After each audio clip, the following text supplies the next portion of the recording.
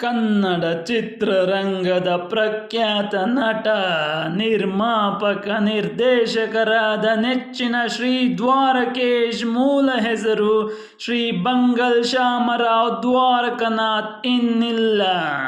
ಅತೀವ ದುಃಖಿತನಾಗಿ ಇವರೊಬ್ಬ ದಿಗ್ಗಜರು, ಪ್ರಚಂಡ ಕುಳ್ಳ, ಹಲವರ ಮನಗೆದ್ದ ಪ್ರಚಂಡ ಕಳ್ಳ.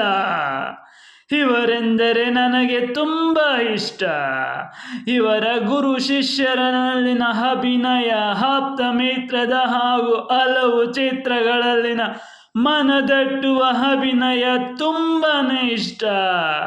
ಶ್ರೀ ದ್ವಾರಕೀಶ್ ರವರು ದಿಗ್ಗಜರಾದ ಡಾಕ್ಟರ್ ವಿಷ್ಣುವರ್ಧನ್ರ ಆಪ್ತರಂತೆ, ತಮ್ಮನಂತೆ ಕನ್ನಡ ಚಿತ್ರರಂಗದಲ್ಲಿದ್ದರು ಎಂಬುದು ನನ್ನ ಅನಿಸಿಕೆ. ಇವರೆಂದರೆ ಎಷ್ಟೋ ಅದೆಷ್ಟೋ ಜನರಿಗೆ ಅಚ್ಚುಮೆಚ್ಚಿನ ಪ್ರೀತಿಯ ನಟರು, ನಿರ್ದೇಶಕರು.